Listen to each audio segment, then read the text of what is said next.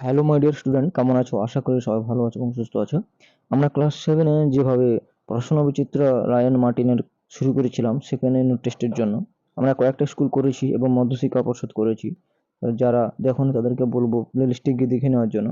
তো আজকে আমরা শুরু করব 4 নম্বর স্কুল থেকে। অলরেডি আমরা 3টি করে নিয়েছি। তো চলো বেশি কথা না বলে শুরু করি আজকে 4 নম্বর স্কুলের সেকেন্ড ইউনিট টেস্টের রায়ন মার্টিনের প্রশ্নবিচিত্রার অ্যান্সারগুলি জানবো। তো দেখো, প্রথমে 4 নম্বরে রয়েছে যে চরৈবতী শব্দের অর্থ কি? অর্থ হচ্ছে কি?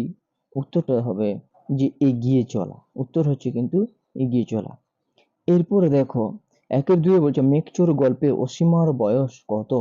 দেখো, অসীমার বয়স হচ্ছে কিন্তু 27 বছর। এরপরে যদি আমরা দেখি 2-1 যে নোটবই কবিতায় রামাকে ছুটে গিয়ে কি আনতে বলা হয়েছিল? উত্তর কিন্তু হচ্ছে দেখো লণ্ঠন। এরপরে 2-2 যে মূঢ় ওরা ব্যর্থ মনস্কাম, এখানে ওরা কারা? ওরা হচ্ছে এখানে কিন্তু সাম্রাজ্যবাদী মানুষ।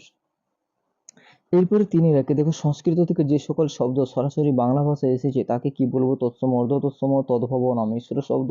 উত্তরটা হচ্ছে কিন্তু এখানে তৎসম শব্দ।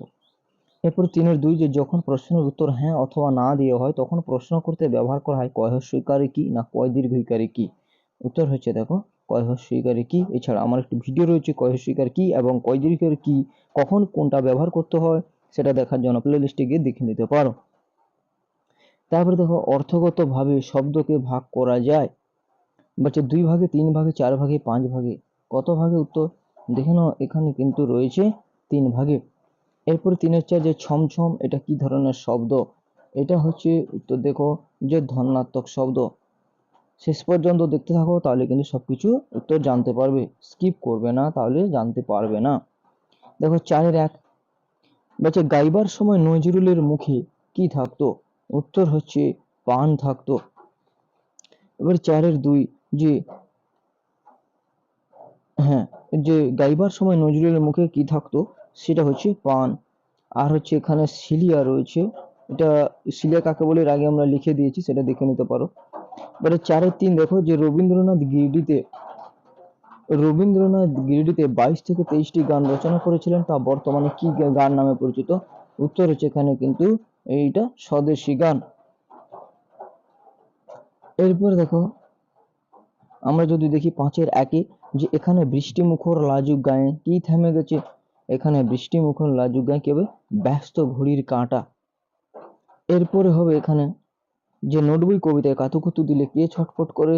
অর্থাৎ এখানে আমরা জানি যে গরু ছটফট করে, যে গরু ছটফট করে। 5-3 দেখো, 5-3 যে ওরা ভেবেছিল মনোহর হম্য রূপে চিরদিন তরে রেখে যাবে, এখানে মনোহর হম্য শব্দের অর্থ কি? এটা 5-3 যে ওরা ভেবেছিল মনোহর হম্য রূপে চিরদিন তরে রেখে যাবে, এখানে মনোহর হম্য শব্দের অর্থ কি? উত্তর হচ্ছে দেখো এখানে যে সুন্দর সুন্দর প্রাসাদ বা অট্টালিকা। এরপরে যদি আমরা দেখি যে 6 দাগের যে হোটেলের গাছ থেকে কি ঝুলছিল? হোটেলের গাছ থেকে কি ঝুলছিল? তো যদি দেখি যে খান কতক বড় লণ্ঠন। এরপরে 6-2 আমরা চলে আসবো যে হোটেলওয়ালা টিনের মগে জল আর কি খাবার এনেছিল? দেখো, উত্তর হচ্ছে এখানে কিন্তু স্বর্গের সুরা এবং হাতে গড়া রুটি। এরপরে 6-3 যে দক্ষিণ হাওয়ায় দোল খেয়ে খেয়ে সারা রাত কে ঘুম দিয়েছিল? উত্তর হচ্ছে কিন্তু এখানে সোনাটিয়া। এটি হলো 4 নম্বর স্কুল। এরপরে আমরা যদি চলে যাই 5 নম্বর স্কুলে, দেখবো আমরা যে কি রয়েছে। 5 নম্বর স্কুলে চলে এসেছি। 5 নম্বর স্কুলে দেখো, প্রথমে রয়েছে যে গভীর মরুভূমিতে কি হরিণ রয়েছে? অ্যান্সার হচ্ছে কিন্তু গ্যাজেলি নামক হরিণ। এরপরে 1-2 যে চিরদিনের কবিতায় রাত্রিকে স্বাগত জানানো হয় কিসের দ্বারা? দেখো, এখানে রয়েছে সান্ধ্য শাঁখে। 1-3 যে কাজী নজরুলের গান রচনায় লেখক কার আসার কথা শুনে স্কুলে যাননি? রয়েছে 1-3, অ্যান্সার হচ্ছে কিন্তু এখানে যে নেতাজির। 1-4 দেখো, ছেলেটি কার কথা মনে পড়েছিল? লঙ্কার, জোয়ানের, তেজপাতার না মৌরির আরকের কথা বলেছে? কার কথা বলেছে? 1-4 এখানে কিন্তু জোয়ানের কথা বলা হয়েছে। 1-5 যে জনগণ মন প্রথম গাওয়া হয় কোথায়?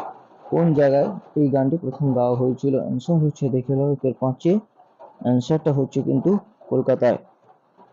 এরপরে 1-6 যে যারা নিজেদের সৌধ গড়ে কীর্তিকে অমর করে রাখতে চান তারা কারা? এটা হচ্ছে 1-6। 1-6 আমরা যদি দেখে লই, অ্যান্সারটা হচ্ছে এটা হচ্ছে মূঢ়। 1-এর সাথে যে অসীমা পুরন্দর চৌধুরীর সম্পর্কে কে হয় বা কি পরিচয় দিয়েছিল? উত্তর হচ্ছে দেখে নাও 1-6, সেটা হচ্ছে ভাইজি, সরি 1-7 ভাইজি। এরপরে আমরা 2-এর দাগে যে ঠাকুমা কাকে কখন কোন গল্প শোনান? 2-এর দাগে 2-এর 1-এ অ্যান্সার হচ্ছে যে চিরদিনের কবিতায় ঠাকুমা তার নাতনিকে রাত্রিবেলায় দাওয়ায় অন্ধকারে বসে আকালের গল্প শোনান। 2-এর 2 যে অ্যালয় কি? অ্যালয় কি না, অ্যালয় হচ্ছে যে অ্যালয় হলো একাধিক ধাতু দিয়ে তৈরি ধাতু সংকর, যেখানে পারদ বা মার্কারির সঙ্গে 11টি ধাতু ছিল।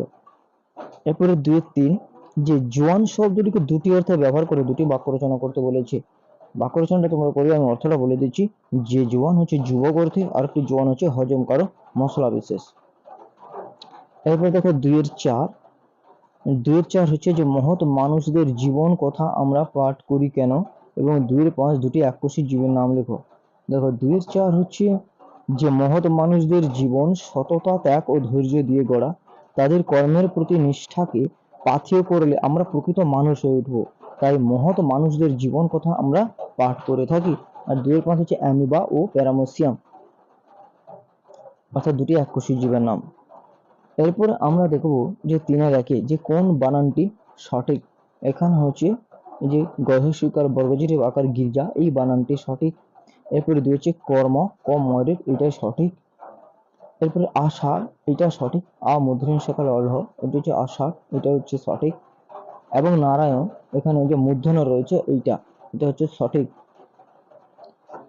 4-এর 1-এ ঝমঝম করে বৃষ্টি এলো, এখানে ঝমঝম হচ্ছে ধ্বনি প্রকাশক ধনাত্মক শব্দ, এটা হচ্ছে ধ্বনি প্রকাশক ধনাত্মক শব্দ। আবার 4-এর 2 হচ্ছে যেটা যে দেখে গা রি রি করে উঠল, এই যে রি রি, এটা হচ্ছে যে ভাব প্রকাশক ধনাত্মক শব্দ। এরপরে 5-এর দাগে যে 5-এর 1-এ যে রোজ রাতে খাবারে কি থাকে? দেখো যে রোজ রাতে খাবারে থাকে হাতে গড়া রুটি আর সর্বের শুরুয়া। 5-এর 2 হচ্ছে যে হোটেলওয়ালা টিকিটটা কোথায় রেখেছিল? দেখো 5-এর 2 হচ্ছে যে হোটেলওয়ালা লটারির টিকিটটা কানে গুঁজে রেখেছিল। 5-এর 3 যে পায়েস কে রান্না করেছিল?